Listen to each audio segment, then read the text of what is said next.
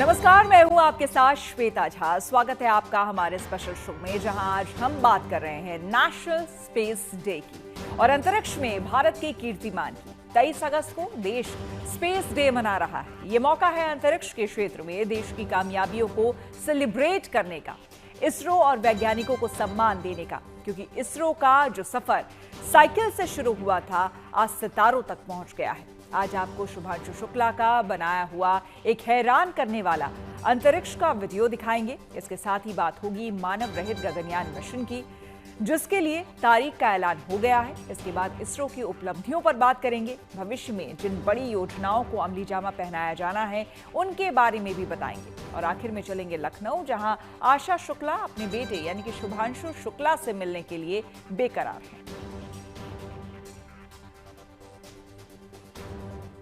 चलिए तो शुरुआत करते हैं स्पेस डे से, जो कि इस साल बेहद खास है। शनिवार को स्पेस डे के अवसर पर फोकस में ज्यादा शुभांशु शुक्ला रहेंगे, जो आईएसएस में गए, वहां रिसर्च किया और देश का मान बढ़ाया है। इसरो के लिए यह साल शानदार कामयाबियों का रहा है। न सिर्फ शुभांशु शुक्ला बल्कि अंतरिक्ष के क्षेत्र में कई कीर्तिमान बने हैं। तो चलिए आपको इन सभी के बारे में विस्तार से बताते हैं, लेकिन सबसे पहले दिखाते हैं वो वीडियो जिसे देखकर आप हैरान रह जाएंगे। ये वीडियो शुभांशु ने आईएसएस की खिड़की से तब बनाया था जब वो भारत के ऊपर से गुजर रहे थे। आप भी देखिए कि अंतरिक्ष से भारत कैसा दिखता है। काफ़ी सारी चीज़ें सर स्पेस से फोटोग्राफ वगैरह कोशिश की भारत की लेने की। तो ये भारत यहाँ से शुरू से ये ट्रायंगल, ये बैंगलोर है सर, ये हैदराबाद क्रॉस हो रहा है। और ये जो फ्लैश आप देख रहे हैं सर, ये सारी बिजली चमक रही है सर, जो पहाड़ों में हो रहा है सर। और ये क्रॉस होते ही जो डार्क एरिया आता है सर, ये हिमालय आता है। और ये ऊपर की तरफ जो जा रहे हैं सर, ये तारे हैं सारे। और ये क्रॉस करते ही ये पीछे से सूरज आ रहा है। ये हकीकत है या ख्वाब, क्या नाम दें इसे, क्योंकि ये नजारा कल्पना की हर हद से आगे है। स्याह अंतरिक्ष के दामन में टिमटिमाते तारों की बारात, जैसे परियों का संसार। लेकिन गौर से देखिए, ये हिंदुस्तान है और ये रहा श्रीलंका। और पूर्वी तट से आगे बढ़ते हुए ये है हमारा देश भारत, जहां मॉनसून के बादल गरज रहे हैं, बिजलियां कड़क रही हैं। वीडियो में जो अंधेरा हिस्सा है अपना हिमालय है। मैंने काफ़ी सारी चीज़ें सर स्पेस से फोटोग्राफ वगैरह कोशिश की भारत की लेने की। तो ये भारत यहाँ से शुरू से ये ट्रायंगल, ये बैंगलोर है सर, ये हैदराबाद क्रॉस हो रहा है। और ये जो फ्लैश आप देख रहे हैं सर, ये सारी बिजली चमक रही है सर, जो पहाड़ों में हो रहा है सर। और ये क्रॉस होते ही जो डार्क एरिया आता है सर, ये हिमालय आ जाता है। और ये ऊपर की तरफ जो जा रहे हैं सर, ये तारे हैं सारे। और ये क्रॉस करते ही ये पीछे से सूरज आ रहा है सर।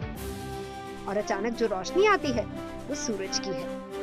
यकीन कीजिए कि सब कुछ वास्तविक है।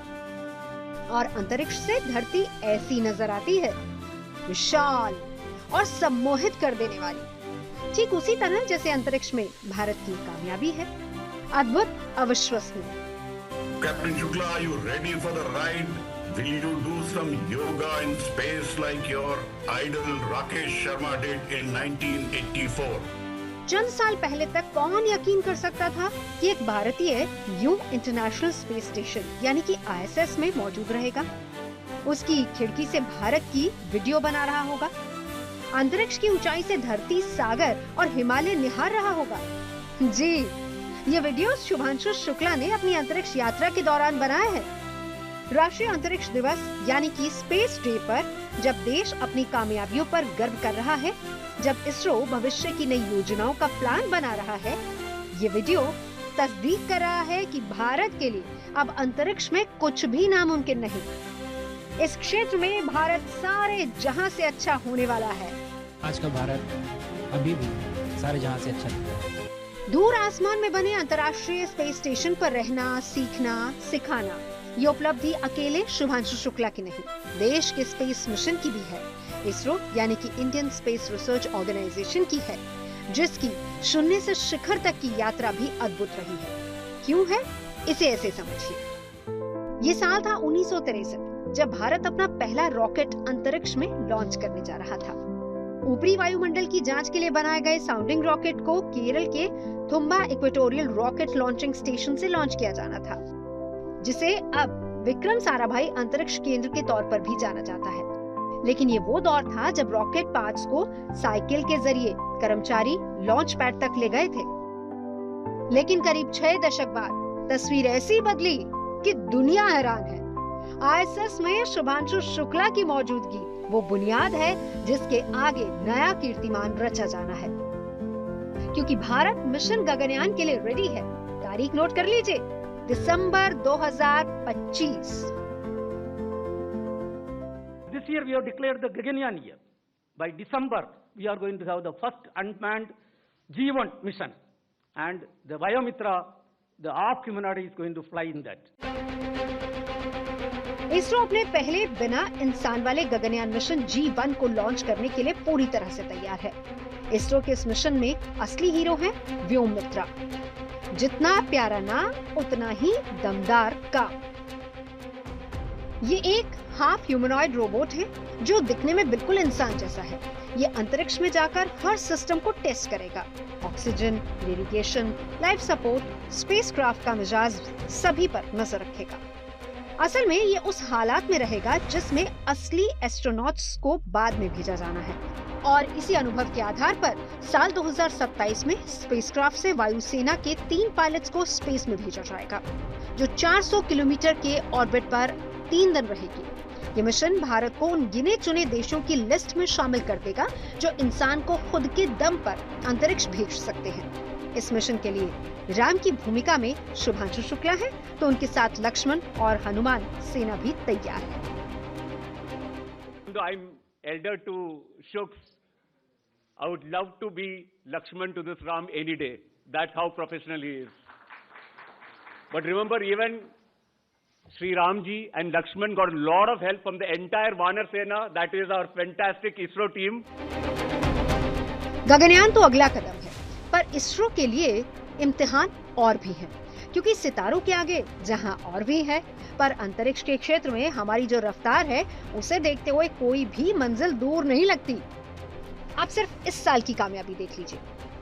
इसरो ने इसी साल 29 जनवरी को अपना 100वां रॉकेट लॉन्च किया। इस साल भारत दुनिया के 4 देशों की लिस्ट में शामिल हो गया जो ऑर्बिट में सैटेलाइट के डॉक और अनडॉक कर सकते हैं। और इसके बाद बारी आई शुभांशु शुक्ला की, जो आईएसएस गए। 50 साल पहले भारत के पास सैटेलाइट टेक्नोलॉजी तक नहीं थी, और इस साल 30 जून को इसरो ने निसार यानी कि NASA ISRO synthetic aperture radar satellite launch किया, जो दुनिया का सबसे महंगा सैटेलाइट है। देश को इस बात पर गर्व है कि सैटेलाइट को इसरो ने खुद बनाया और अपने रॉकेट से लॉन्च किया। यानी कि भारत दुनिया के विकसित देशों के साथ कंधे से कंधा मिलाकर चल रहा है। अंतरिक्ष में अपनी कामयाबी की नई दास्तान लिख रहा है। पिछले कुछ सालों में भारत का स्पेस मिशन किस ऊंचाई पर पहुंचा है, इसका अंदाजा इस बात से लगाया जा सकता है कि अब हम 40 मंजिला इमारत जितना ऊंचा रॉकेट बनाने जा रहे हैं, और ये रॉकेट लो अर्थ ऑर्बिट में 75,000 किलो यानी कि 75 टन वजन ले जाने में सक्षम होगा। आज भारत दुनिया की बड़ी अंतरिक्ष ताकतों में शामिल है। अब तक 4000 से ज्यादा रॉकेट लॉन्च किए जा चुके हैं। इतना ही नहीं, भारत मंगल पर पहली कोशिश में पहुंचने वाला पहला देश बना है। हमने 104 उपग्रह एक ही रॉकेट से लॉन्च करके इतिहास रचा है। आदित्य L1 के जरिए चांद से आगे बढ़कर सूर्य की जानकारी जुटाने की दिशा में भी हम आगे बढ़ चुके हैं। तो ये यकीनन इसरो और देश के वैज्ञानिकों की अभूतपूर्व कामयाबी है। Bureau report, good news today. इसमें कोई दो राय नहीं कि अंतरिक्ष के क्षेत्र में आज भारत दुनिया के चंद विकसित देशों के साथ खड़ा है। चांद पर सॉफ्ट लैंडिंग के बाद अब इसरो एक कदम आगे बढ़ाने की तैयारी में है। मिशन गगनयान पर काम हो रहा है और इसी सिलसिले में मानव रहित गगनयान इस साल के आखिर में भेजने की योजना है। सैटेलाइट लॉन्च करने के मामले में इसरो दुनिया भर में भरोसेमंद नाम बन चुका है। करीब 5 दशक में ऐसी कामयाबी मामूली बात नहीं है। आइए देखते हैं इसरो का सफरनामा।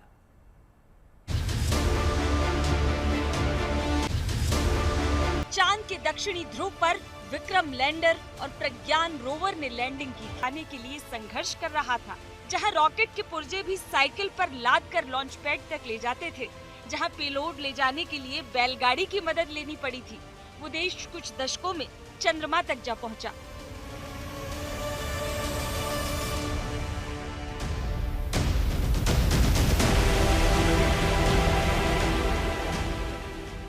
ये भारत की अंतरिक्ष गाथा है, इसरो की वो गौरव यात्रा जिसने असंभव को संभव बना दिया। भारत ने अपना स्पेस रिसर्च प्रोग्राम 1962 में शुरू किया था। डॉक्टर विक्रम साराभाई ने 1962 में Indian national committee for space research यानी इनकोस्पार बनाई और तिरुवनंतपुरम में Thumba equatorial rocket launching station की स्थापना की गई। 15 अगस्त 1969 को इसका नाम इंडियन स्पेस रिसर्च ऑर्गेनाइजेशन यानी इसरो कर दिया गया। भारत ने अपना पहला रॉकेट 21 नवंबर 1963 को लॉन्च किया था। ये एक नाइक अपाचे रॉकेट था जिसे अमेरिका से लिया गया था। 1975 में भारत का पहला सैटेलाइट आर्यभट्ट सोवियत संघ की मदद से लॉन्च किया गया। 7 जून 1979 को अपना दूसरा सैटेलाइट भास्कर 1 लॉन्च किया। ये भारत का पहला रिमोट सेंसिंग सैटेलाइट था। धीमी मगर सशक्त शुरुआत के बाद इसरो मजबूती से कदम आगे बढ़ाता गया। संस्थान ने एक बड़ा मुकाम तब हासिल किया जब सितंबर 1993 में PSLV की कामयाब लॉन्चिंग हुई। ये इसरो का अभी तक का सबसे कामयाब लॉन्च व्हीकल है, जिसने अब तक 39 उड़ान भरी हैं और 37 पूरी तरह कामयाब रही हैं। यहाँ से आगे भारत उपलब्धियों के आकाश में तेजी से आगे बढ़ता गया। कारगिल युद्ध में दुश्मन की लोकेशन का पता लगाने के लिए अमेरिका की GPS की जरूरत पड़ी थी। तब अमेरिका ने मदद से इनकार कर दिया था और भारत ने 2006 में भारत सरकार ने GPS या ग्लोनास जैसी विदेशी सिस्टम पर अपनी निर्भरता कम करने के लिए अपना नेविगेशन सिस्टम यानी नाविक विकसित करने का फैसला किया। नाविक भारत को अपनी नेविगेशन और टाइमिंग डेटा पर बेहतर कंट्रोल देता है। इसरो ने 22 अक्टूबर 2008 को पहला लूनर मिशन लॉन्च किया। चंद्रयान 1 भारत का पहला मून मिशन था, जिसने चंद्रमा के चारों ओर 3400 से ज्यादा चक्कर लगाए। फिर 5 नवंबर 2013 को मिशन मंगल के लिए मंगलयान 1 लॉन्च किया गया और इस ग्रह पर अपनी मौजूदगी दर्ज कराने वाला अमेरिका और रूस के बाद भारत तीसरा देश बना। खूबी ये है कि इस मिशन को सिर्फ 400 करोड़ रुपए में पूरा किया गया। 2019 में जब चांद पर सॉफ्ट लैंडिंग नहीं हो पाई तब देश निराश हुआ, मगर जल्दी ही चंद्रयान 3 की कामयाबी से इसरो ने झंडे गाड़ दिए। आदित्य L1 2023 में भारत का पहला सोलर मिशन बना, जिसने सूर्य के वातावरण का अध्ययन किया। और अब इसरो चंद्रयान 4 और चंद्रयान 5 की तैयारी कर रहा है। चंद्रयान 4 में 9200 किलोग्राम का उपग्रह होगा। इस मिशन में चंद्रमा के दक्षिणी ध्रुव पर नमूना संग्रह और आगे के प्रयोग शामिल होंगे। गगनयान के अलावा इसरो अगले 5 साल में अर्थ ऑब्जर्वेशन सैटेलाइट्स की पूरी सीरीज लॉन्च करने की भी योजना बना रहा है। इसी के साथ इसरो अगली पीढ़ी के प्रक्षेपण यान NGLV के विकास में जुटा है। इस नए यान में पहले चरण में रिकवरी और दोबारा उपयोग की जबरदस्त खासियत होगी। इतना ही नहीं, आज 300 से ज्यादा स्पेस स्टार्टअप्स इसरो के साथ मिलकर भारत की नई अंतरिक्ष क्रांति का नेतृत्व कर रहे हैं। एक समय था जब भारत के पास संसाधन नहीं थे, लेकिन सपने थे। आज हमारे पास दोनों हैं, संसाधन भी और उन सपनों को पूरा करने की क्षमता भी। और नया भारत अंतरिक्ष में मजबूती से आगे बढ़ने के लिए तैयार है। लेकिन सबसे बड़ा काम होगा हमारे सामने, एक बहुत बड़ा एस्ट्रोनॉट का पूल होना चाहिए हमारे पास। सर हमारे सामने 40-50 लोग सर रेडी इस प्रकार का। सर अब तक तो शायद बहुत कम बच्चों के मन में होता होगा, हाँ यार ये कुछ अच्छा है। लेकिन अब आपके आने के बाद शायद वो विश्वास भी बहुत बढ़ेगा, आकर्षण भी बढ़ेगा। अब स्पेस स्टेशन और गगनयान जो हमारे बड़े मिशन हैं, उसमें आपका एक्सपीरियंस बहुत काम आएगा। तो मुझे लगता है सर कहीं ना कहीं हमारे लिए एक बहुत बड़ा मौका है, स्पेशली सर क्योंकि जिस तरह का कमिटमेंट हमारी गवर्नमेंट आपके द्वारा जो है इस स्पेस प्रोग्राम को sustained budget every year in spite of failures, जैसे कि चंद्रयान 2 सर सक्सेसफुल नहीं हुआ, उसके बाद भी हमने कहा कि नहीं हम आगे बढ़ेंगे। चंद्रयान 3 सक्सेसफुल हुआ।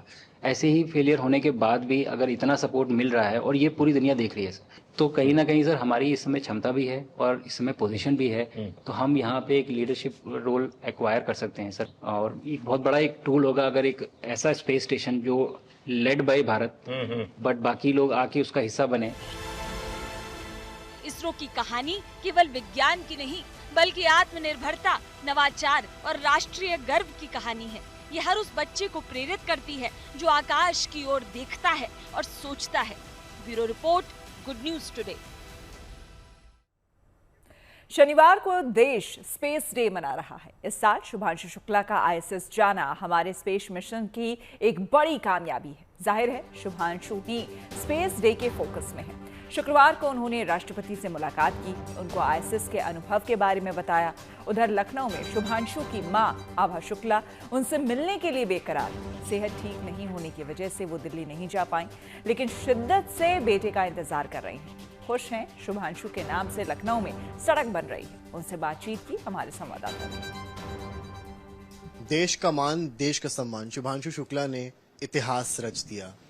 वापसी भी हुई, प्रधानमंत्री से मुलाकात भी हुई और अब समय नजदीक है जब वो राजधानी लखनऊ यानी कि अपने घर जहां वो पले बढ़े वहां आएंगे, अपनी मां से मिलेंगे। उनकी मां जरूर उनसे तबीयत के कारण मिलने ना जा पाई हों, लेकिन अब वो शुभांशु का इंतजार कर रही हैं और हमारे साथ इस वक्त मौजूद हैं। बहुत स्वागत है आपका। नहीं जा पाई आप मिलने तबीयत की वजह से, जब वो वापस दिल्ली पहुंचे हैं, मतलब जिस बाकी परिवार से मिले, तो फोन पर आपसे बातचीत जरूर हुई होगी। बातचीत बेटा पहुंचने से पहले दोहा में था, तभी उसने फोन किया था, तभी बात हुई थी। और सुबह जब गेस्ट हाउस पहुंचा है तब फिर उसने फोन किया। हमको सब सो रहे थे, वहाँ पे सब सो ही रहे थे, तो बेटे ने तो बात लगातार की। उसका खुद मन जो है माँ से मिलने के लिए बेचैन है, बच्चे का हमारे, लेकिन वो कुछ हालात ऐसे बन गए जिसकी वजह से मैं नहीं जा पाई वहाँ पे। और माँ का दिल कितना बेचैन है बेटे से मिलने के लिए? बिल्कुल, बहुत ज्यादा बेचैन है। हमारे तो कभी कभी समय आंखें नम हो जाती हैं कि कैसे जल्दी से जल्दी मिले हम उससे जाके। मन बहुत बेचैन हो रहा है। एक गेस्ट हाउस का वीडियो मैंने देखा जिसमें वो आए और उन्होंने पिता के पैर छुए, उनसे गले मिले। माँ हैं आप, मन तो आपका भी होगा। बिल्कुल मन तो था, लेकिन वही है ना, किसी कारण से हम नहीं जा पाए थे। और वैसे ठीक होते तो हम भी जाते, मिलने के लिए एक्साइटेड हम भी थे। बाकी पूरा परिवार वहाँ पे था, ये थे, बहनें थी, बहनों के बच्चे थे, सब थे, पूरा परिवार वहीं पे था। शुभांशु ने आपसे कहा कि आई मिस्ड यू देयर? हाँ कहा तो, लेकिन वो हमारी तकलीफ को देख के उसने भी कहा ठीक है माँ, मैं वहाँ आके मिलता हूँ, आप परेशान न हो। आप नहीं आई, ज़्यादा अच्छा किया। उसने यही कहा कि आप नहीं आई, ज़्यादा अच्छा किया, आपकी सेहत पहले ज़्यादा ज़रूरी है, बाकी तो मिलना जुलना तो लगा ही रहेगा, ये उसने खुद हमसे कहा। अब वो राजधानी लखनऊ आ रहे हैं, मिलेंगे आपसे, कितनी खुशी है? पहला सवाल तो मेरा यही है। अब खुशी तो अनलिमिटेड है, खुशी का तो कोई ठिकाना नहीं है कि खुशी कितनी ज़्यादा। बेसब्री से इंतजार है कि कब जल्दी जल्दी लखनऊ आए और कब हम अपने बच्चे से मिलें। तो इसी के साथ हमारे इस खास कार्यक्रम में फिलहाल इतना ही। देश दुनिया के तमाम पॉजिटिव खबरों के लिए आप देखते रहिए गुड न्यूज टुडे।